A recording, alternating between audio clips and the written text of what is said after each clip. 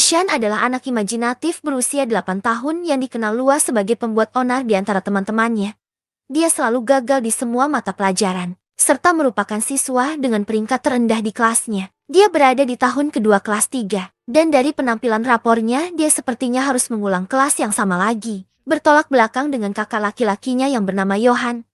Johan adalah siswa yang ideal di luar studi, dia bermain tenis dan akan mengikuti kompetisi kejuaraan tenis nasional. Ishan sering berkelahi dengan anak-anak tetangga yang menindasnya. Suatu hari, ibu seorang anak mengeluh pada ayah dan ibu Ishan tentang perbuatan Ishan pada anaknya. Ayahnya dengan malu meminta maaf pada ibu itu.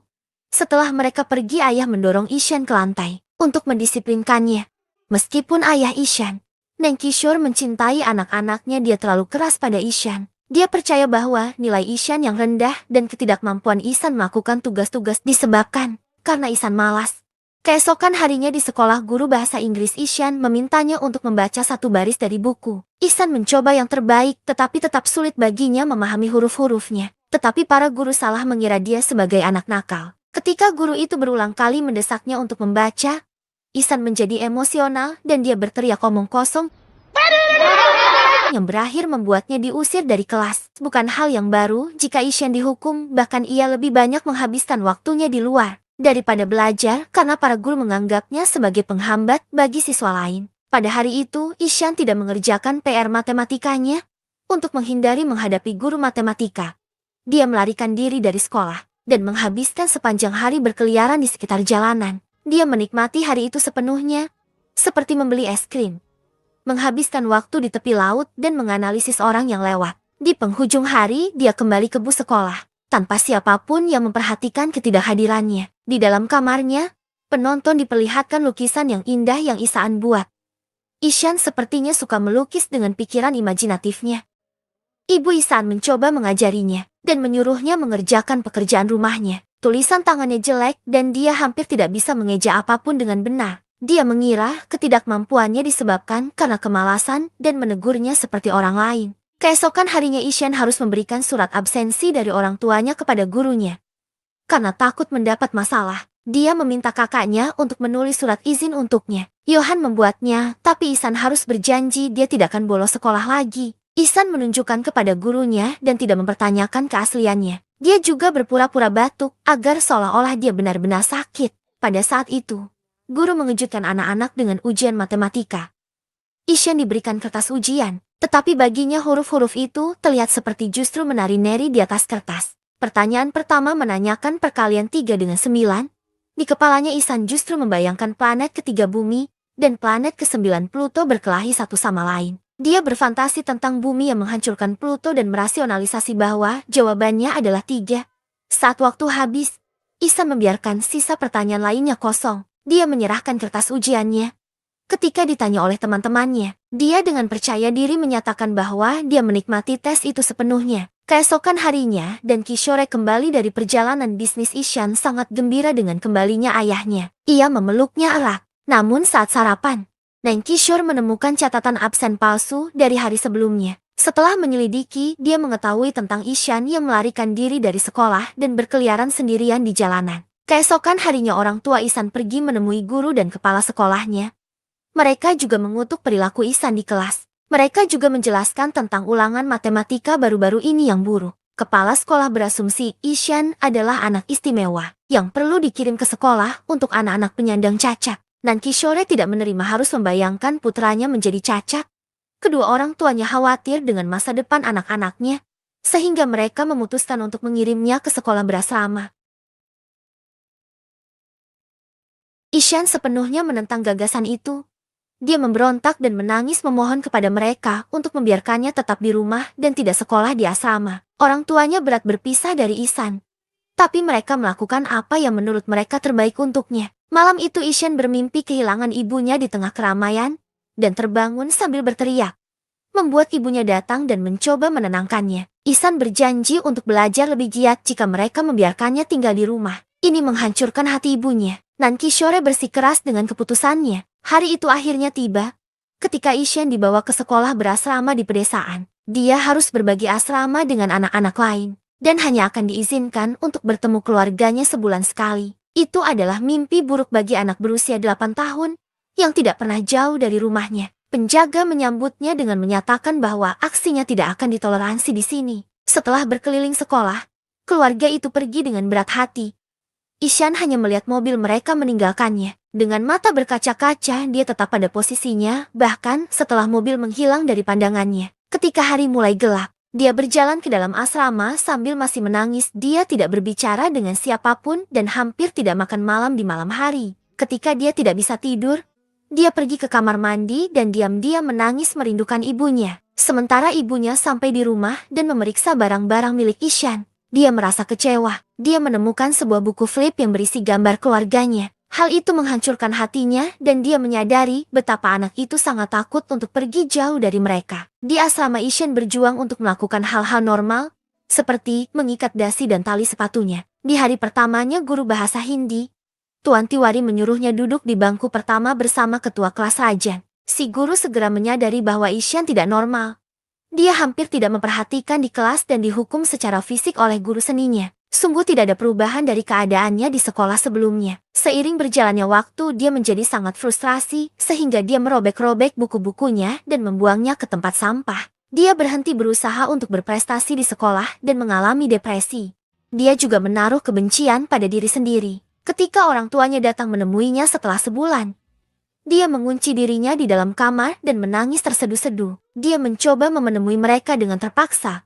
Namun dia berlari keluar dan berlari beberapa putaran di lapangan basket. Keluarga tersebut membawanya ke hotel pada malam hari untuk memberinya istirahat dari kehidupannya di asrama. Johan memberinya set perlengkapan melukis sebagai hadiah. Tapi sedikit yang dia tahu bahwa Ishan telah kehilangan minat dan berhenti melukis. Keesokan harinya keluarga tersebut mengucapkan selamat tinggal padanya dan meninggalkannya sendirian lagi di hari itu juga.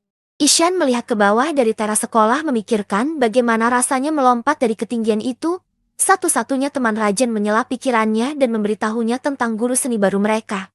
Tapi Ihsan tidak terlalu mempedulikannya. Itu karena tidak ada guru yang pernah membantunya. Namun guru itu mengejutkan anak-anak dengan memasuki kelas memakai kostum Joker. Ram memainkan seruling membuat muridnya menari dan menikmati kelas. Ia sungguh berbeda dengan semua guru lainnya. Namun, Ishan yang depresi tidak berpartisipasi dalam semua itu. Di tugas pertama, para siswa diminta menggambar atau melukis apapun yang mereka inginkan. Ram ingin mereka menunjukkan sisi kreatif mereka sehingga mereka tahu apa yang harus dia kerjakan. Selanjutnya, anak-anak mulai menggambar beberapa hal yang semuanya berbeda satu sama lain. Tetapi Ishan bahkan tidak menyentuh kertasnya. Pada awalnya Ram berasumsi bahwa anak itu meluangkan waktu untuk berpikir. Tetapi ketika kelas berakhir, kertas Ishan masih kosong. Ram bertanya pada Ihsan, ada apa dengannya? Tapi tidak mendapat jawaban. Malam itu, ibu Ishan menelepon untuk berbicara dengan Ishan. Tapi Ishan hanya mendekatkan telepon ke telinganya dan tidak mengatakan apapun. Dia diberitahu bahwa mereka harus menunda kunjungan berikutnya selama seminggu karena harus menghadiri kompetisi tenis Johan. Tapi Ishan justru menjadi yakin bahwa keluarganya tidak peduli padanya. Dia menitikkan air mata dan berjalan pergi, tanpa berkata apa-apa. Keesokan harinya Ram melihat Ishan berlutut di luar kelas. Tertarik dengan perilakunya, Ram bertanya pada Rajan tentang Ishan. Rajan mengungkapkan bahwa Ishan kesulitan memahami huruf, tidak peduli seberapa keras dia berusaha. Ram mengajar di sekolah untuk anak-anak cacat, sehingga dia memperhatikan anak-anak yang istimewa. Untuk mengetahui lebih banyak tentang Ishan, dia memeriksa buku catatan lamanya dan menemukan pola kesalahan yang serupa. Bahkan ketika mengajar anak-anak istimewa, dia tidak bisa melupakan Ishan dari kepalanya. Dia dulu memiliki masalah yang sama di masa kecilnya, sehingga dia merasa simpati kepada anak itu. Beberapa minggu kemudian, dia menyadari apa masalah Ishan yang sebenarnya dan melakukan perjalanan ke kampung halamannya untuk bertemu orang tuanya. Mereka menyambutnya dan membiarkan dia melihat kamar tidur Ishan. Ram terkejut mengetahui bahwa Ishan dengan membuat lukisan yang unik. Hal ini membuatnya semakin sedih, karena anak itu kehilangan kreativitasnya karena tekanan yang diberikan padanya. Neng Kishore mengabaikan Ram dan menganggap anaknya hanya malas dan benci belajar. Ram membalas dan menunjukkan pola kesalahan Ishan. Dia sering membalikan huruf, seolah-olah dia kesulitan membedakannya. Sang ayah masih menghubungkan dengan kemalasan, tapi Ram terus terang mengklaim bahwa dia salah. Dia menyatakan Ishan memiliki kondisi neurologis yang disebut disleksia, yang menyebabkan dia tidak memahami pola-pola tertentu seperti huruf dan kata-kata. Selain itu, dia mengalami kesulitan dalam hal koordinasi yang menyebabkan dia tidak dapat mengikat sepatunya. Anak itu pasti sangat menderita karena tidak ada yang mengerti itu. Nanhishore masih bersikeras bahwa putranya memang bodoh. Untuk membuat ayah Ishan itu paham, Ram meminta Nankishore untuk membaca tulisan asing yang tertulis di kotak mainan. Nankishore pun mengatakan bahwa dia tidak bisa membaca huruf asing. Nankishore dimarahi oleh Ram karena tidak bisa membaca huruf asing itu. Nankishore akhirnya menyadari apa yang dialami anaknya.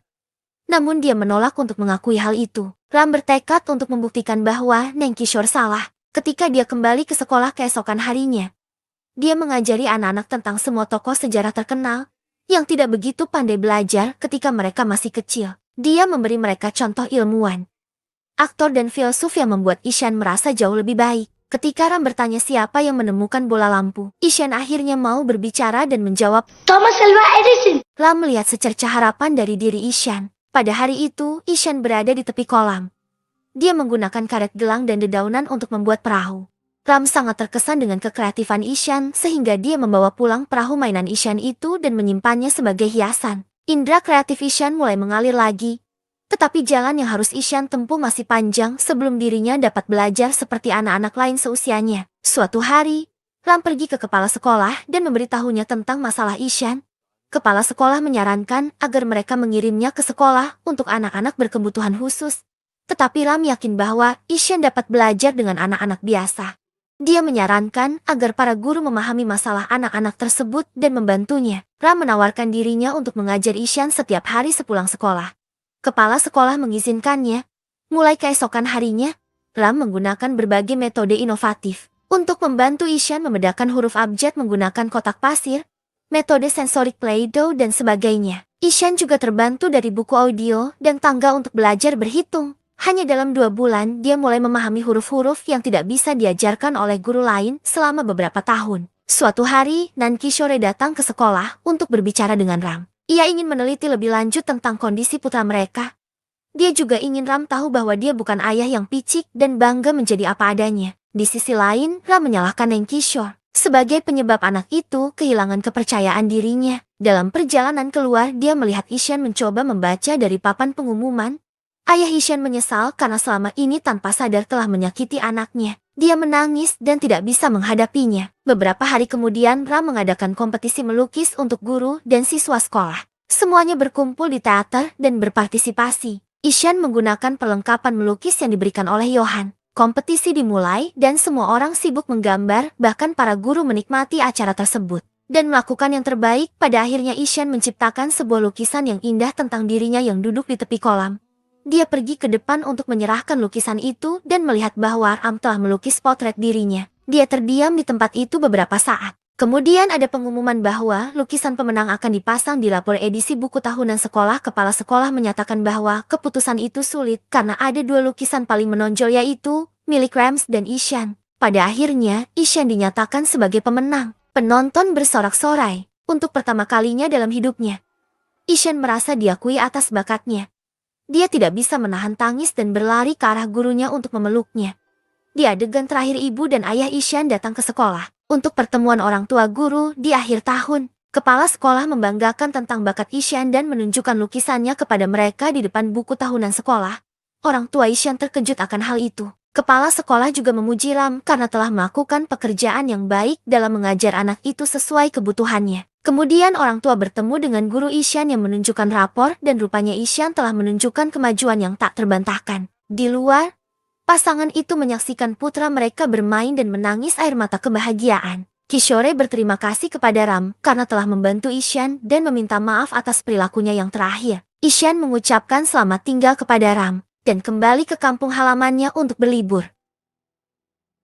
Thanks for watching. Don't forget to subscribe. Tell me why you have to seem so distant when I'm holding you.